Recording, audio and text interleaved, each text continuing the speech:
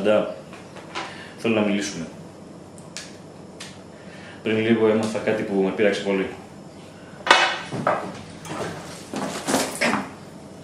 Κάγια μου το στάνιο μου, καλά ηλίθεια είσαι! Κοντζαμάντρας και δεν τρέπεται για τίποτα. Για ποιο μιλάς? Για την ξανθιά με τις μουνόψερες. Με ποιες? Η μεν που μου τα είπε όλα ρε ηλίθιε. Την έχει επιδείξει όλο το 424. Τι με κοιτάς σαν μαλάκας?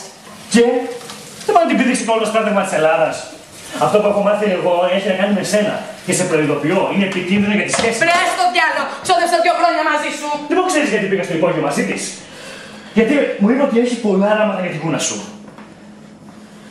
Εγώ αύριο το πρωί φεύγω από το σπίτι και πάω στο χωριό μου.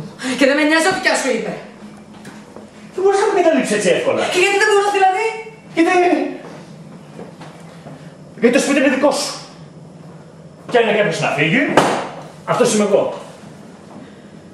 Ωραία. Σε παρακαλώ λοιπόν, θέλω να φύγεις. Εντάξει. Να φύγω. Πριν φύγω όμως θέλω να με ακούσεις και για 2 λεπτά. Δεν σκοπεύω να σε ακούσω ούτε για 1 δευτερόλεπτο. Λοιπόν, αυτή η καριόλα ήρθε και ήταν βαλτή. Και μου είπε ότι μου την έχεις κάνει πολλές φορές. Ρε Τσίρκο, τι ιστορίες είναι αυτές που κατεβάζεις? Δεν την πίστεψα. Δεν την πίστεψα καθόλου και μου έλεγε συνεχώς για αποδείξεις. Και μου έλεγε ότι θα μου δώσει αποδείξεις και μου τις έδωσε και έχω αποδείξεις πλέον. Δεν απαντάς, Αυτό και είναι ενοχοποιητικό για σένα.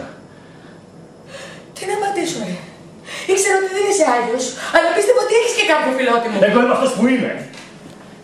Αλλά προφανώς στη σχέση μας άλλος αποδείχθηκε το κρυφό ποταμάκι. Ο πρώτος έχει λεφτά, ο άλλος έχει αυτοκίνητο και τελειώνει στο πολυτεχνείο, ο τρίτος. Πού θα πάει αυτός ο κατάλογος?